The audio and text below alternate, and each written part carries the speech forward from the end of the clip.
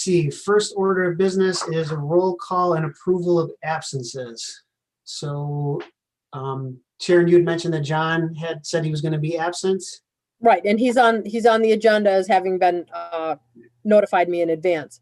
And under the new rules of having legal virtual meetings, we need, each of the commissioners needs to say your name and where you are physically located right now. Oh, That doesn't have to be your address, but it's like I'm in Kalamazoo, or like last month or last time, Jeremy, when you were in, to say I'm in my hotel in Los Angeles or whatever. okay. So do we have Casey call the roll, or what do we do? You can do it. All right. Dan. Here in Kalamazoo. I think, do you have to say your full name? Yeah, whole name, Dan Kastner. Dan Kastner in Kalamazoo. Thank you. Andrew? But I would love Andrew Grayson in Kalamazoo. Dana? Dana Underwood in Kalamazoo. And I'm Jeremy Berg in Kalamazoo. Good. So let's approve John's absence. What about the others? I haven't heard anything from the other two commissioners. So what's our action? We No just, action? we can approve John, and then if they show up, then we're fine. But if they don't show up, then they would be an unexcused absence. Okay. So do we have a motion to approve John's absence? So moved. Do we have a second? Seconded. Thank you, Dana. Seconded. Now, All those in- one other thing that works really well with Zoom calls, especially for Casey, who may be looking down and not see your mouth moving, is, this is Dan, I make the motion, and, this is Dana, I second. That helps a lot, because this is also being recorded. Great, thank you, Sharon. So we had a motion from Dan, a motion from Andrew and a second from Dana. All those in favor, say aye. So aye, Aye. Aye. none opposed. So with that, we'll approve John's absence. Next is the approval of the agenda. Is there any additions to the agenda? Nope, Sharon? no changes. Okay. Can we have a motion to approve the agenda? This is Dana. I move to approve the agenda. Thank you, Dana. Is there a second? This is Dan, seconded. Thank you. With a motion and a second, all those commissioners in favor say aye. Aye. Aye. Aye. Hear no one opposed, the motion carries. Introduction of guests. So do we have guests that are not applicants who are part of the Zoom call, right?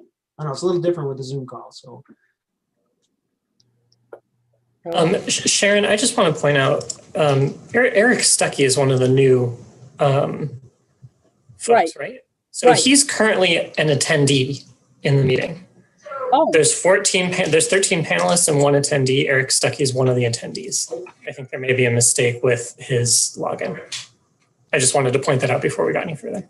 okay. Amanda, is there any way, or Joe, or is there any way that you can switch him over to being one of the participants?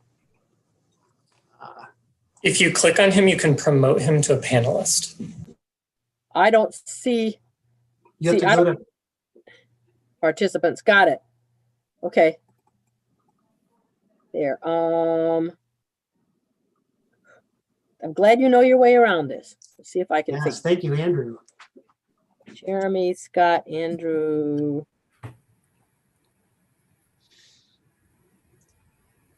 I see it says invite, but I don't see Eric on my list. Wait a minute. Yep, attendees. There he is. Allowed to talk. Promote to panel. Oh, yep. Promote to panelist and you'll be good, Sharon. Sorry, I don't have co-host right now. Okay, this is a whole new skill set for me. This is great. All right, what happened? What happened to me? You're still, I still see you, Dana. Okay, all right. Okay, and I see, at least Eric's name is there. I don't hear him yet. Can you hear me? Yes. There he is. Awesome. There he is. Hi, guys. We got it. All right, sorry, Eric, we had started without you. We are down to the introduction of guests. So So do we have guests that are not panel or who are not applicants? No, not that I see. Nope. Great. Are there any public comments on non-agenda items? All right, hearing none. Sharon, will you read the disclaimer, please? I will. Chapter 16, Section 22 of the City of Kalamazoo Code of Ordinance states, historical preservation is a public purpose. To serve that purpose, the Historic District Commission is hereby charged with the following responsibilities. A, the Kalamazoo Historic District Commission is empowered to regulate work on the exterior of historic resources and non-historic resources in historic districts in the City of Kalamazoo, and shall otherwise have all powers invested in the Historic District Commission pursuant to the Local Historic District Act, MCLA 399.201, 1970 PA 169 as amended 1992. B, to regulate work on resources which by city ordinance are historic or non-historic resources located within local historic districts, including but not limited to the moving of any structure into or out of, or the building of any structure in an historic district. The following documents are available in the Community Planning and Economic Development Department located at 245 North Rose Street. If you really need to see them, let me know because we are not there through April. These documents will help assist property owners in understanding the responsibilities of owning property in a local historic district. MCLA 399.201, 1970 PA 169 as amended 1992, the Michigan Local Historic District Act, the Code of Ordinances of the City of Kalamazoo, Michigan, Chapter 16, Historic Districts, the Secretary of the Interior Standards for Rehabilitation and Guidelines for Rehabilitating Historic Buildings, 1990, Standards and Guidelines for Kalamazoo Historic Districts, and maps of Kalamazoo's local historic districts. These documents and maps are also available on the City of Kalamazoo website at www.kalamazoocity.org/historic preservation. Thank you, Sharon. Never ceases to amaze me. You do that so well. All right, let's move into our hearings. There is no old business, so we'll move directly into new business. Can we have the applicant for 1003 Oak please present their case? Hi, everybody. I suppose you guys can hear me.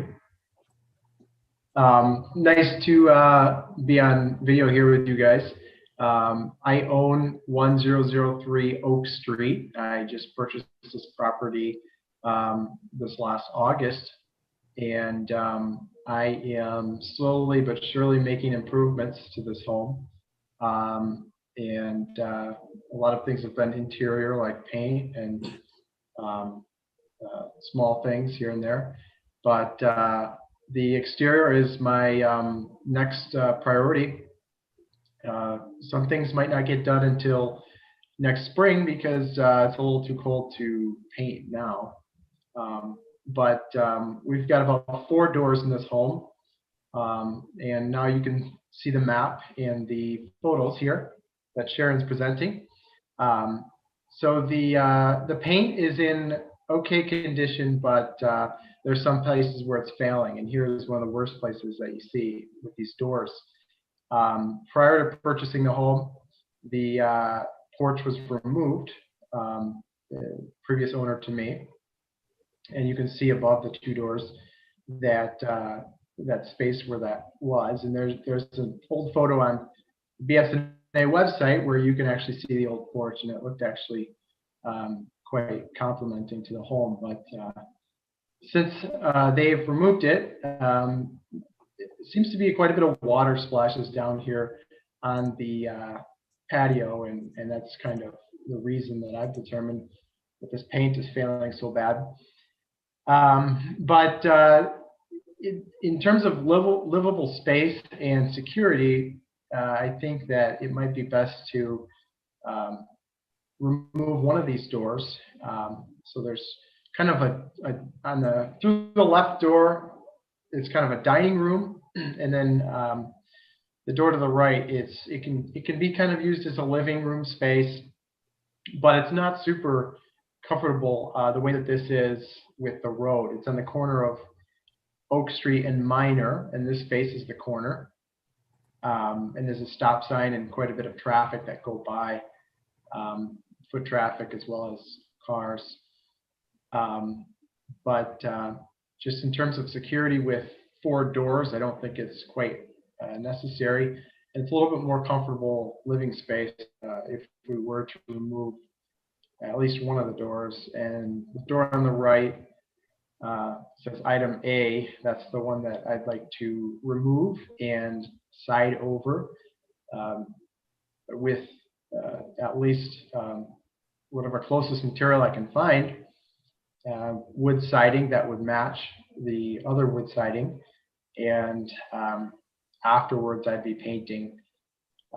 I do plan on painting the entire house at least next summer or so. It definitely could use some better curb appeal, I'd say. So that is what I'd like to do, and I'd like to hear your thoughts.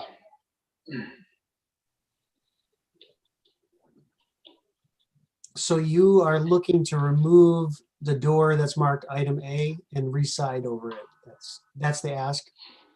Okay. Yes, yep. Now, if you go down to the map,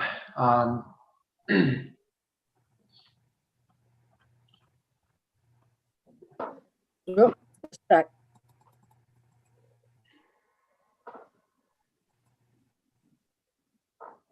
yep. Okay, so yeah, the main door is the one up above to the left. That's the one that's mainly used. And then there's a rear door to the right, top right of the map. And then there's the 2 front doors, which are the actual item of concern. It's just a lot of doors when you kind of walk through the inside of the house. And both of the front doors in this corner are currently not in use.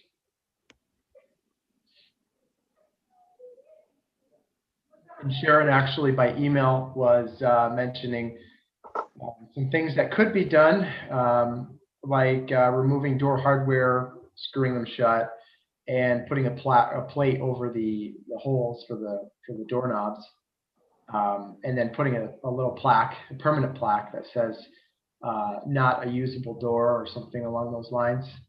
Yep. I mean, Eric and I kind of went back and forth on the email, and one of my suggestions was that this door, rather than remove it, that it be that all the hardware be removed, and then you put something, either use this as a window and finish off the wall inside, or block it with a piece of black plywood painted behind it, and then a little plate that just says not a functioning door or something like that. And then it would still be in place. And, that would be one option. The other option that he is interested in is the possibility of just removing the door completely. And you can see the condition of the bottom of the door there is actually pretty rough. And then just siding over it so that it's just no longer there. The quarter circle foundation, porch you see here, that's what the roof over the doors looked like before it kind of half fell off, actually. It was a quarter circle, and that was probably done, my best guess is sometime in the early 1960s. The original porch probably was a small entry porch, a rectangular one. But that's been gone for a very long time. I was not able to find any historic photos of it at all. So one of my fears is, like, if you just take that door out, and then even if you can match the siding pretty seamlessly, that the house is going to look pretty odd with an entire wall of siding with no windows, right? Like there's a picture that shows the full side, that whole wall. Mm-hmm. If that was just a blank wooden wall, that would be a pretty, I don't know, it wouldn't look supernatural. Have you considered maybe putting some sort of porch back roof over the doors so that damage doesn't continue? That's a great question. I have considered whether or not I will put a porch back onto it. The water runoff is still an issue. So gutters might be something, if I don't put a porch on. I think either way, gutters on that eave there would be very helpful for this house, especially with in terms of water, with the water runoff. For sure. And there is a window for this, you know, if you're on the inside of this room, you've got that large window. That's probably the largest window in the house on that side. It's a little bigger than it seems in the photo. And then there's another one as well on the other side of the house there that will be in this room. So I don't know if it's necessary to have too many windows or not. Obviously, you can see that these windows are kind of covered for privacy already, especially with this. It's a little challenging because it's on this busy corner. I consider it busy. And if it wasn't as busy of a corner, it would be a little bit more comfortable, I guess.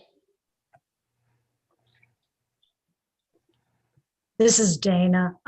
Dan, I agree with you that having just a big blank wall there, yeah, sort of, I don't know, is inconsistent with the style of the house. And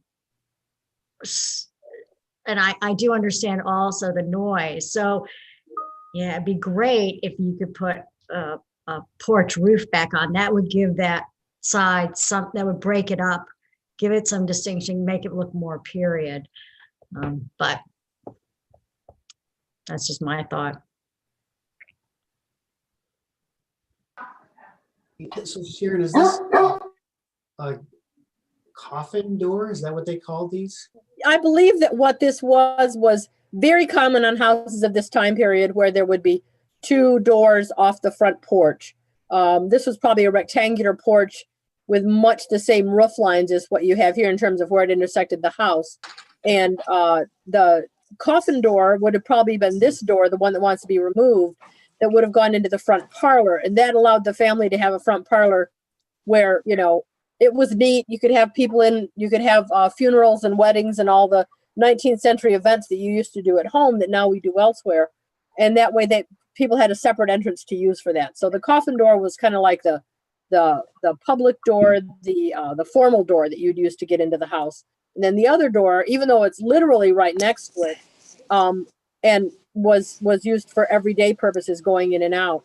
And you can usually tell if it was a coffin door because it would lead to a room that had a larger window in it, which is where the coffin would go. Because you had funerals at home until well into the First World War. So, you know, so it is part of the history of the house. It starts to tell the story of the house, whether it functions or not. If you did decide you were willing to just screw it shut and you know, just repair it cosmetically, that would be, and it could be completely closed off from the inside. The one bit of law that we have that governs this is if it looks like a door from the inside, it has to act like a door on the outside. So, you know, if you walled over it or you just turned it into essentially what was a window on the outside, even though it still looked like a door on the inside, that would be absolutely fine. So it needs to either be a door or be clearly not a door from the inside. And mostly that's concerned with people being able to escape in an emergency. If you've got, you know, friends staying over from Denver and something happens in the middle of the night and they go to what they think is a door and it's not, then they can't get out and that would be a bad thing. So it has to, if it looks like a door, it has to act like a door. But you do have some options here. And it's up to the commission. I mean, this is a tricky one because one of the wonderful things about this is that both the original doors are still there. Those are the original doors for the house. And you know, they're a little bit worse for the wear, well within the range of repairable, I think. But at the same time, they are original to the house and they do tell the story. Yeah, I would think that to myself, the biggest issue I see is the water issue. It wouldn't bother me so much not to see that door, but I think even if you put eaves up on there and you go with a 5.5-inch trough, I don't think it's going to catch the volume you need it to catch to get your water damage away from there. I would like to see something with some sort of a roof there, but I understand your need for function inside of the house. Certainly, I got a house full of windows and doors myself. It's challenging. So, but that would be my biggest concern is the moisture issue bigger than anything in terms of you're going to have rot there no matter what you do, and it's going to get worse if you don't address your water issue.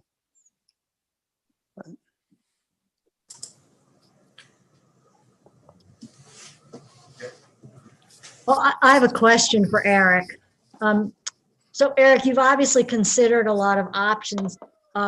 What did you not like about just screwing the door shut, taking off the hardware, and maybe using it as a window inside or walling it over inside? Just the, being on the corner.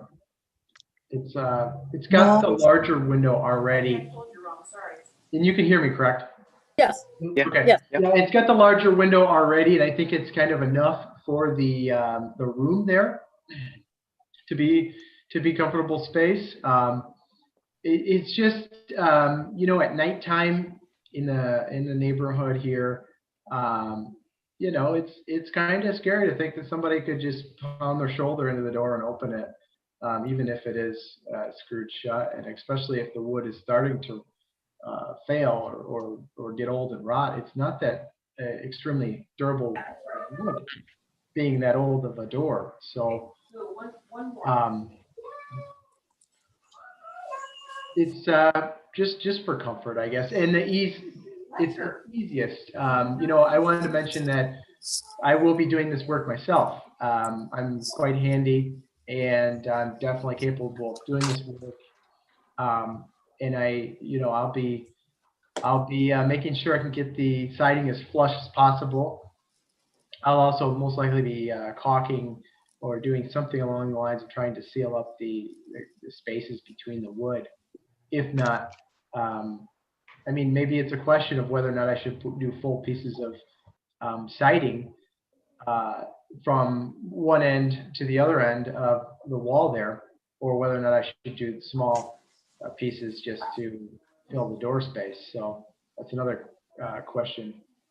And Well, just a point of information for you, Eric, Cordell, I wanted to make sure, although I call him Stucky, so that's not too hard, is that the ends of the new boards need to be staggered. Otherwise, you're going to get drainage right down through there and it's going to rot out. So that you're going to be replacing a lot of wood if you board over this door, because you're going to have to replace lengths so that the butt joints are staggered by at least a foot. Okay. Okay, so you're going to have a lot to replace. Whereas if you just screw it shut and do a little bit of veneer repair on the bottom before you paint it next spring, you're done to the outside, and it's safe, and it's, nobody can get in through it. If you put a wall on the inside, nobody can get in through it. Even if they want to, they're not going to be able to go through it. They'd be more likely to go for the door that's clearly a door anyway. You could even put, so there's and it's actually going to be a lot less work to do it that way for you, because once you get the knobs off of there, you can probably just put a sheet of drywall almost over on the inside, and you're going to have a blank space. I don't know. I would be sad to see this second door go. I know that it's not functional for you, it's not useful for you, but it's part of the story of the house. And if you or a later owner decide they want to have the two doors back and put the full porch on there that should run along the whole side of the house, then it's there waiting to be used instead of having to cut it open again. So now, Eric, were you planning on doing this work this fall, or were you going to wait just to do it anyway? I think that I wouldn't be able to paint till next spring or summer. That's a fact. If I did do this work this fall, I think it might be best for a springtime job. I think it would be too much of a hurry to do it this fall. Yes. Definitely possible, but snow flies a little sooner than you want. So. So, because here's another thing to think about. There's a very good chance legislatively that we're going to get the preservation tax credit back before the end of this calendar year, which means that if you do this next year, you leave the door in place, even if you block it on the inside, and you decide you can afford to put a small roof over it, that would all be eligible for the 25% Michigan Historic Preservation Income Tax Credit. So you could get money back for that and any other thing that you've done on the house, like electrical upgrades or repairing the roof, or maybe putting those 2 columns on the back porch, you know, that kind of thing. You'd be able to take the tax credit for all of that work. If you tried to do it now, you wouldn't be able to take the credit for any of that. Okay. Would those have to be done by a licensed contractor in order to No, take advantage no, of that? Okay. No, you just can't count your time as part of the cost of the work unless that is normally work that you do for pay. Okay. Okay. So you can't count your time, but you could count all the materials. You could count anybody else that you did have to hire to help you with working things out or whatever. You could count all of that. Okay. So maybe your best bet right now is to just hold off. Maybe you know, see if you get a gutter up there, that would help a lot. Even you could get that done even now. And just hold off on it, and then maybe, because the approval that we would give today anyway is only good for 6 months, so we'd have to renew it again in the spring. So if you decided you wanted to just kind of like pause your application, then you could take it up again in March and say, okay, this is what I want to do for sure. You'd have all the details together, and we'd know whether we have the tax credit or not by then. And you could be at the February, March meeting and be ready to go the minute spring hits. I would also weigh in that if you were planning on doing it yourself, like I do a lot of my own projects too, and I've learned the hard way on some things. One being trying to keep water out is just so dang hard, even for professionals. And if you were to tear that out and then try and, you know, sister in new siding, which it's tricky to do, to match it exactly and then find it on such a point of failure of the house already, where you have so much water, you know, concentrated, you might be opening it up for, you know, a whole host of new problems, rather than just sealing up that door and painting it and then, you know, maybe putting a roof over it later. And, you know, it just happens very quickly. Like, water is just so destructive. So that'd be just something that I would be worried to see happen. Okay. Yeah. Yeah. The 2 easiest things would be to either remove the door completely and re-side over it, or to secure the door and build inside the wall and finish the inside wall with some boards in front of the inside of that door. I would have to put in a whole wall, I think, across that wall there. At least kind of make it work out. And that would be so much easier than trying to get siding to cover that convincingly. Right. Okay. And it's harder than it looks. Okay. Yeah. So- I trust your word on that. So if you wanted to make your application just pending, then Sure. there would not be a second application fee. It's just like whenever you want to get it going again, you just let me know, and any different plans you have, and we'll just put it on the agenda for the next meeting. Okay. Sure. Yeah. I can agree with that. And I guess I just wanted to add, I sort of my gut, and things change, but my gut is that the commission is leaning more towards not allowing the door to be removed. I mean, I think, just to be clear, at least that's my personal opinion, is sort of aligns with what Sharon is saying, which is, you know, this is part of the story of the house. I mean, I personally feel like these are the kind of details that are in our charge to try to protect. But that's my personal opinion, and I'm not trying to speak for the commission, but based on doing this for a few years and the tone of the conversation, that's sort of my sense of where this is headed. I just want to be clear about that, I guess. And this is Andrew. This is Andrew talking. I would agree, especially just like these are the things also that you tend to see that disappear. that make a house just look like any other house That's when right. they're gone. So I'd be interested in finding ways to hold on to this particular detail if at all possible. And also if it, if this comes up again in the spring and there's further damage and it isn't possible, then I think we could have a different conversation. But if there was something that could be done to hold on to that asset, it would make sense to me.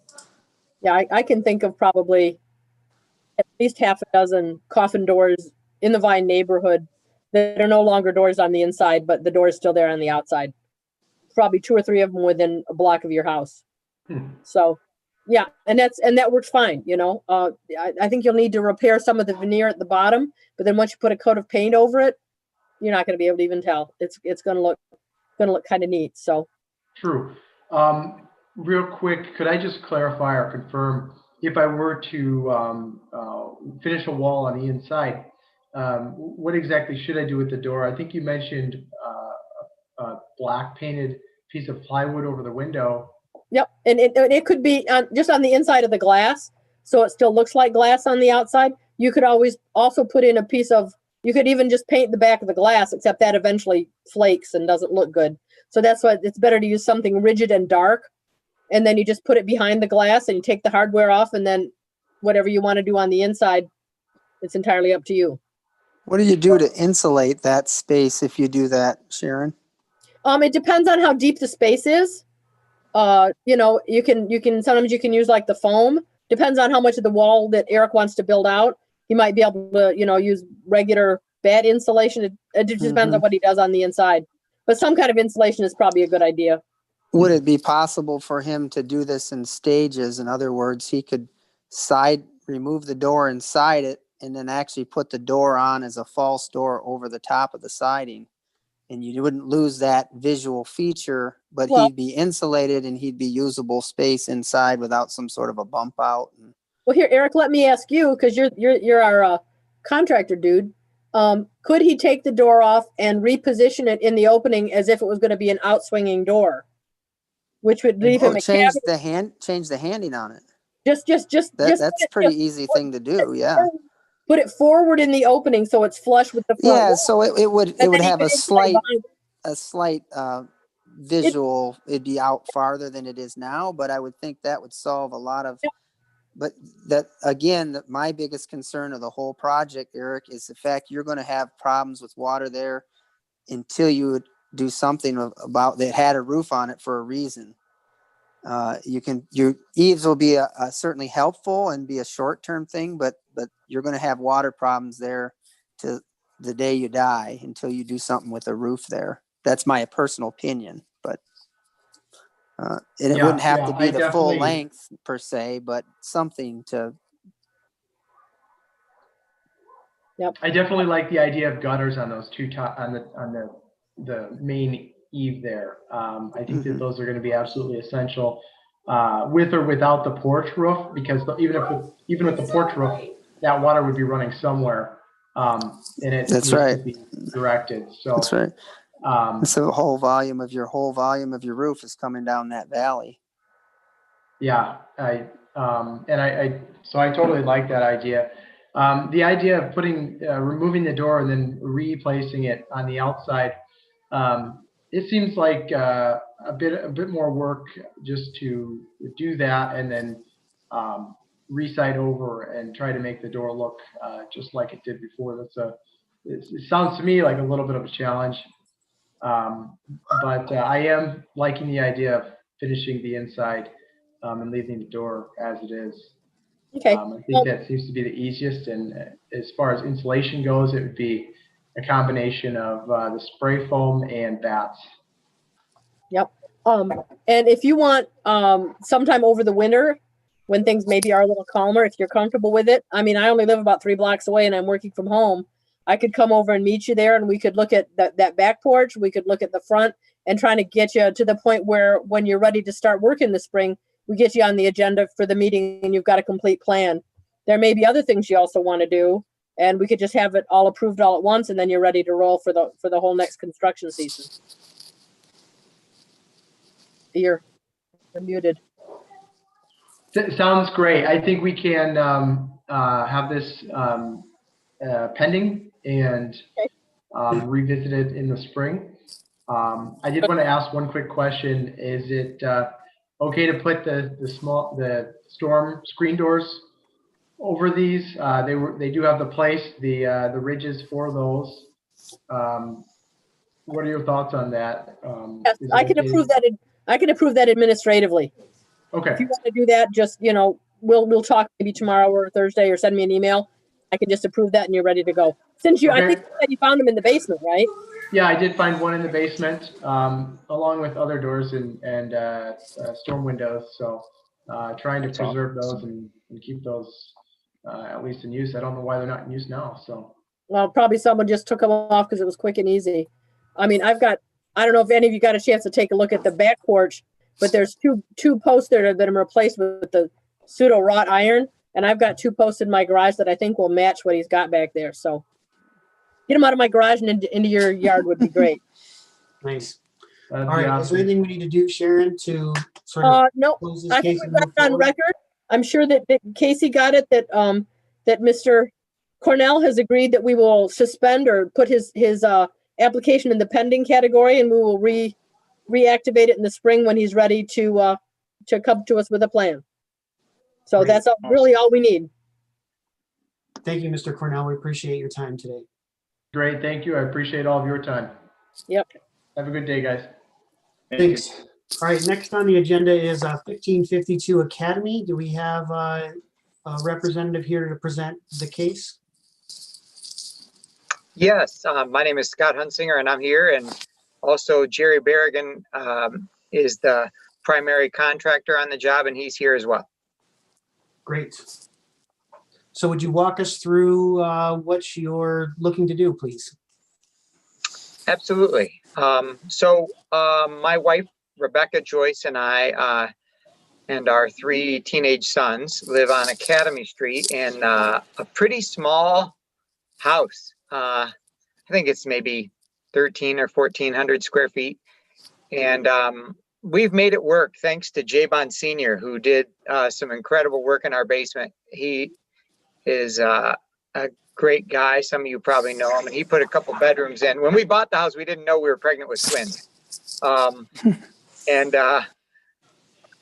That was a while ago. But Jay put in a couple bedrooms in the basement, and that has made a huge difference. But it's still really small for a big family. And so we're wanting to turn that garage right there, that 2-car garage, into a family room. Sharon has given us some good ideas. And I believe the proposal as it is written is to keep a garage door on one side, kind of attached to a wall, kind of bolted or attached to a wall. So it'll look as if there's still a garage door there. And on the other side, kind of a one-piece set of windows and a glass door to let some light into that room. It's not a very bright place. To let some light in, and to avoid having to have a lot of recreated wall that would probably never perfectly match the weird stucco that's on that garage anyway. So we were kind of leaning. It's also, as Sharon pointed out to me once, it's a little more of a reversible type of a situation if you do a one-piece window door unit like that, So the other thing we're going to do is, you can see in that bottom, those two bottom pictures, the sides of the garage have two high windows up top. So a masonry expert is going to cut down, I can't remember, Jerry can give you better measurements, but like 3 or 4 feet, and put in a really nice double pane window consistent with the wooden windows that are in the rest of the house. So there will be 4 of those. There'll be 4 of those, 2 on each side. The one garage door would stay, and the other would be taken out to be replaced by that single window glass door unit. And we'd frame it in and insulate the heck out of it. And I think it's going to be a really nice space. I mean, it's going to be like 480 square feet family room, which is just going to be fantastic. This house doesn't have anything like that. All the rooms are really small. And so it'll just be a great space for, people to hang out in and use. And I one more idea that we got from Sharon that we're really kind of fell in love with as soon as she said it is the possibility of putting it's an Italian word, pergola. Yeah, pergola out front so that maybe there's a little bit of shelter for the cars, because obviously we won't have a garage. We do have a great shed, a giant shed in front of in the back of the house. So so what was I just, oh, so yeah, if a pergola were put on that little driveway there behind the house, it could at least make it so we don't have to do, quite as much scraping and all that in the winter. But, many people in Kalamazoo and in the north have their cars outside all winter, and it's just fine. But that's kind of in the long-term plan, maybe, is the possibility of a pergola on that driveway you see right there. Probably replace the driveway first. The driveway's not in great shape, but yeah, so that's the plan. And just to jump on what Scott said with a note on the eave wall windows, the 4 of them in our 2 bottom pictures here. What we're looking at would be to, I've got a quote from Carter Lumber on some Pella windows that would match the style of those in the rest of the house. And we would have the same width, so that the width of the rough opening would be the same as it is with these windows. There's an existing header that we would still use.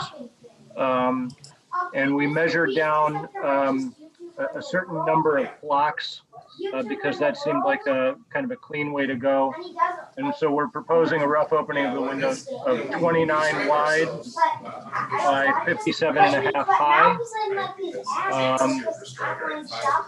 which is similar to those in the rest of the house. Other construction notes, the block walls are bearing. They're carrying the roof currently, and we want to do 2x6 wall construction inside with R19 insulation, with house wrap on the masonry side of the inside of that wall. We want to build up the floor with treated 2x2s nailed to the concrete, with 1.5" extruded polystyrene insulation in between that, and 3/4 tongue and groove OSB over that, and finally a finished floor. So those are just some construction notes that might be helpful. Great. I have one quick question for you and then a question for Sharon. The windows, you said Pella windows, are they, what is the exterior material of the windows? Of the current windows in the house? No, of the proposed windows. Wood. They would be wood. And are the windows wood in the house now? Yes, they are. They are. And then Sharon, could you, and I don't know, maybe this is off base, but it feels like a good opportunity to talk about a house built in the 50s that's in the historic district and how that really applies to the historic district. Does it fully comply? Is it? Yes, it does. Good question. And in fact, part of the reason that this house is part of the reason why the period of significance for West Main Hill goes up to 1960. Because it's 50 years old when we established the district in 2007. It's like, so 1957, we're going back 50 years. So this house just kind of sneaks in under. So this is considered a contributing property in the historic district. Okay. So, yeah, and it's, and what I did not get a picture of it, and I should have, there's a connector between the front of the house and the back of the house right here that is a large window and door set, very similar to what they're proposing to put in the back of the garage. Very similar to this. So it really does even continue somewhat of the simple, very simple flat-faced features of the other connector piece. So it won't look like it was there originally, but I think it's very harmonious with the rest of the structure. This is Andrew. I have a quick question, Sharon. Is there, and it may just be that this is the homeowner's wish to do it this way, but would there be a reason for the commission to want them to keep the second garage door as opposed to allowing them, if they wanted to, hypothetically, to change both doors into, windows like they're proposing for the right side? Is there any reason why we would say you can do that, but you can't move the one on the other side? You could, it would be up to the commission. You could either allow both openings to be transformed into windows or windows and doors, or you could just specify that just the one opening could be transformed. This side of the house faces north. So, that kind of light coming in there, I think might be just really wonderful. It faces a court, Henderson Court, and the park and the play space behind it. So, yeah. No, that would be fine. We could approve either, and then it would be up to the owner and his contractor to make the final choice. If you guys are open to that, we would definitely prefer that. I mean, we were going to do that to satisfy any historic concerns, but we would much rather put like maybe a second unit similar to the first, for sure would be our preference. If the commission is open to that, maybe the second unit would be all windows, very similar looking to the one we have there, but maybe if we could find one without the door, that would be great. If we could only find two with, the window panels and the door panel in the middle, maybe we'd go two with doors, but if we could find one without a door that looks really similar to that other one, that would be our preference for sure. Gary, do you want to add to that? Sorry. Oh, I just wanted to say, I was hearing in your original discussion that part of the reason to keep it somewhat the way that it is that it would be more easily reversible. It seems to me that that would remain true if you were switching that out for larger windows. And I just wanted to suggest that if that was something that the homeowner was interested in, if they're going to switch one. Yeah, I really appreciate that, because that would be our preference, I think, for sure. I think it would, in some ways, we would like to look better without the garage door. And I think it maybe would draw fewer questions from people and so forth, but, and there'd be more light. There'd be more light for sure. Yeah. And still easily reversible. Yeah, you could take out both of those units, put a couple garage doors back in, and you'd be off and running with the garage again if that's what you wanted to do. So. Right.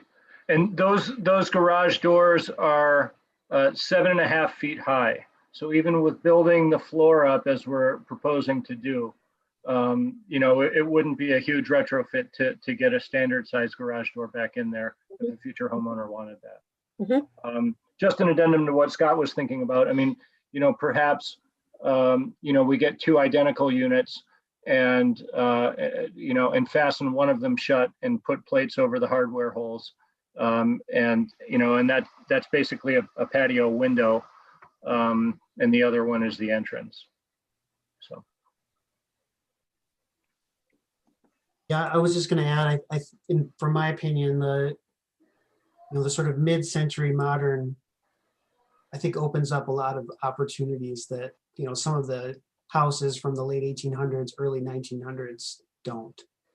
So I personally would fully support swapping out both doors, keeping those openings the same, I think is critical, but windows, I think is a great idea, Andrew. Appreciate you bringing that up.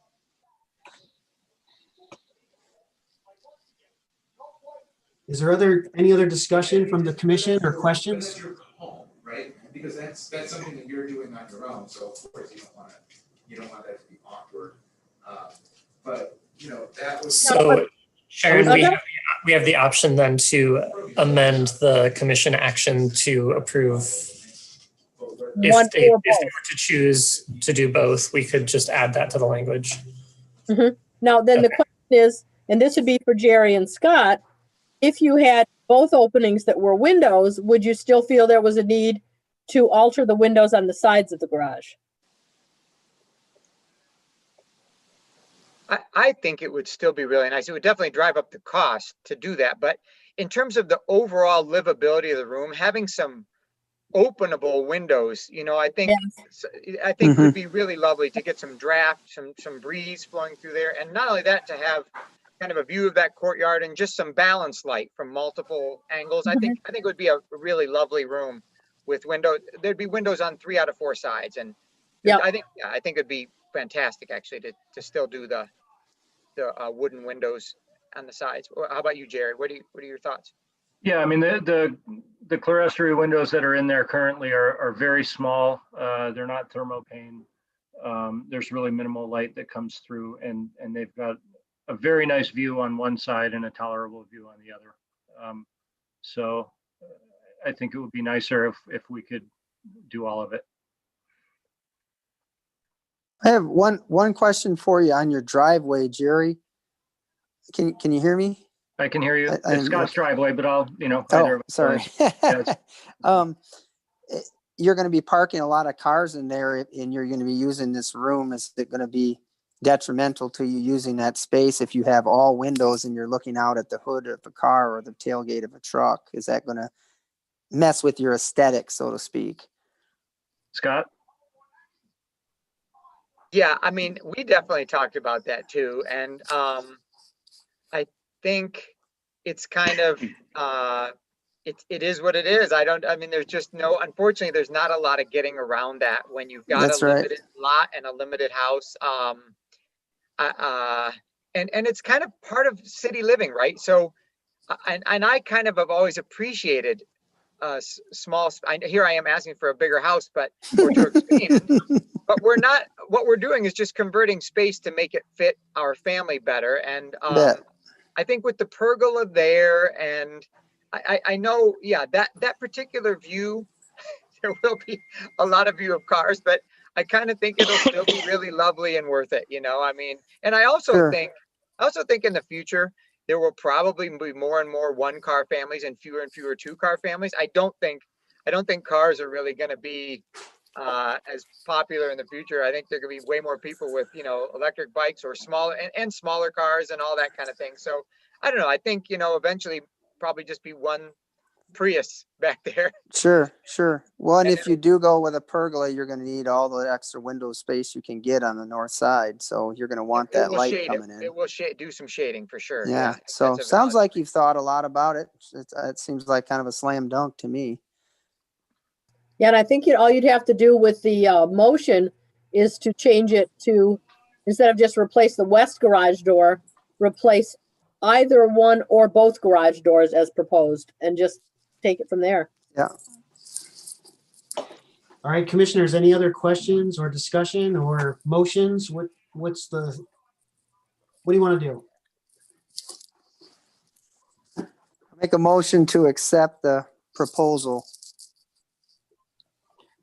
Okay. To give them the option to either one garage door and windows or all windows, including the south window as well. Okay, Eric, I'm gonna read a motion, and if you agree with this works. Approve the window changes on the east and west side, along with the door and side lights to replace either one of the garage doors or both of the garage doors. The plan substantially complies with the Secretary of the Interior Standards 1 and 2. The commission approves the certificate of appropriateness for this project. Approval of any final details to be delegated to the Historic Preservation Coordinator. Sounds exactly what I was thinking. Excellent. We have a motion in front of the commission. Do we have a second? Andrew, second. Thank you. Any further discussion before we vote? I have just one question, and this came up to me, just the idea popped up during conversation. Would it be permissible in the future, with view towards shielding the view of the cars that are going to be parked right in front of all of this glass, right? For us to do something like a decorative wooden picket fence, maybe 4 feet off of the entry there, just to form a little barrier, or like, kind of a balcony, if you will, right? So like, in a high rise, you might have a patio door going out to just a small 4-foot wide balcony. And that's a space where people go outside and get some air and so forth. To just kind of define it a little bit further that way. I mean, would that be acceptable perhaps? That would be an administrative review, so it would Okay. be considered an addition. So the Yeah. key thing would be its reversibility, and like a picket fence or something similar like that, some kind of barrier would be super easy. Okay. So I yes, would, I would suggest you think about how that could potentially become part of the pergola. Yes. If that is the future, it could be a To design. share posts and have it all be part of the same thing. Yeah, Mhm. it could be a Sure. lattice, or I just, in terms of design, that would be my personal suggestion, but certainly you guys can come up with something that would look great, I'm sure. So, Yeah, there's a lot of potential there. That's cool.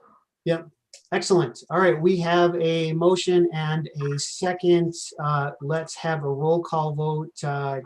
Casey, can you call the roll? You're on mute.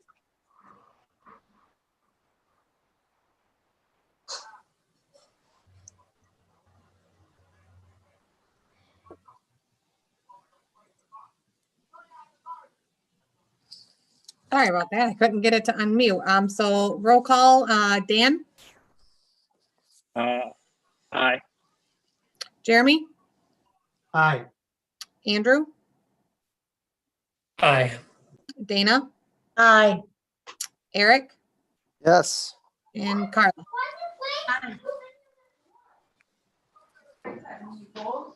okay, so for Scott and Jerry, what happens next is tomorrow I will write a letter approving this, and I will email you a copy.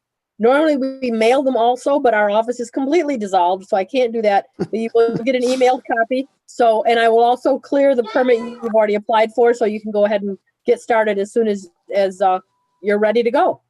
Super. So the permit's approved, and then we would call for a pre-drywall inspection and just take it like that. Usual. Yep, exactly. Okay, excellent. Exactly. Thank you. Yep. Great. Thank you for your time today. We appreciate it.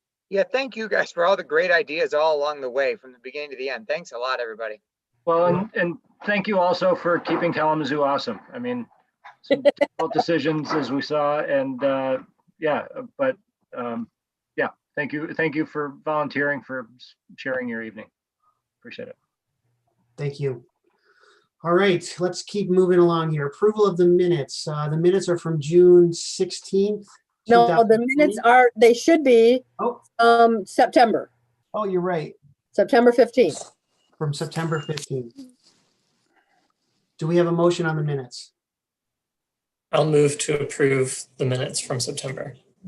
All right, thank you, Andrew. Do we have a second? I'll second that. Thank you, Carla. All those in favor, say aye. Aye. Aye. Aye. Thank you. The minutes are approved. Next on the agenda is administrative approvals. Sharon, is there anything that you would like to? These were all pretty standard, nothing, yeah. Nothing. There was one house on Monroe, 155 Monroe, Norm Hammond's home, where they had already replaced all the windows in the house with really good quality replacement windows before it was a historic district. And so I administratively approved replacing the windows on the sun porch, which were beginning to fail. Normally I wouldn't do that, but they had already, it was like they'd already done it before it was a historic district with the rest of the house. But besides that, everything is pretty standard. We're still running really low in terms of our number of approvals. We had, we're about the same as last year. Actually, we had 92 last year by this time. We have 95 this year. So we're not running too much lower. But, and I think I sent everybody an email about the Michigan tax credit, and that we hope that it will go finish through committee and be on the floor in December. So if you would be so kind as just to send an email to Sean McCann, just so he has the numbers there and he can show people. He is one of the co-sponsors of the bill. He's our senator. We have strong support on both sides. And if we get the tax credit back, it'll be the single most powerful tool we will have to encourage people to go along with our rules and regulations, because they will get a payback for it. So it can be very powerful tool. Great, thank you. Moving on to other business, training for new commissioners and old commissioners. Thoughts? I've done this before. Usually we do it in person, but I think it would not be hard to do over a Zoom call. I'm thinking if we pick a month we want to do it, like January or February, then we could just, even if we don't have any applications, we could still plan to meet for sure and do the training. So I wanted you folks to pick one of those months to do a training if you want to. I know this is new for Carla. Jeremy's been through it already. Andrew's been through it. Eric hasn't been through it. Stucky hasn't been through it yet. And I don't think, Dan, did we do a training yet for you since you've been on board? No. Okay, so I think it would be a really good idea. And what we'll do is we'll go over the basic decision-making process to make sure that we're making good, defensible decisions. And then I also want to go over the process of reviewing new construction in a historic district, because guaranteed we're going to have something replacing those buildings that burned on North Street. So we're going to need to, and it's, this commission has done, I think, only 2, maybe 3 buildings that were brand new construction in the historic district. One never got built because it was approved just before the economic downturn in 2008. And the other one was the one that was built next to the laundromat, about 2 years ago?